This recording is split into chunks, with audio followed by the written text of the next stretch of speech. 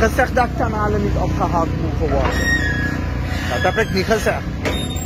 Maar om het kanaal dieper te graven is de grootste rotzooi. Is de grootste, wat die man daar doet is om die slip te nemen, zie je? Dit is gewoon van een karabeleid, jongen.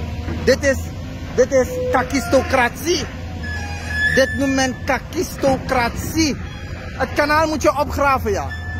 Maar dit is een land draaien, constant, om de 5 jaar met domme mensen.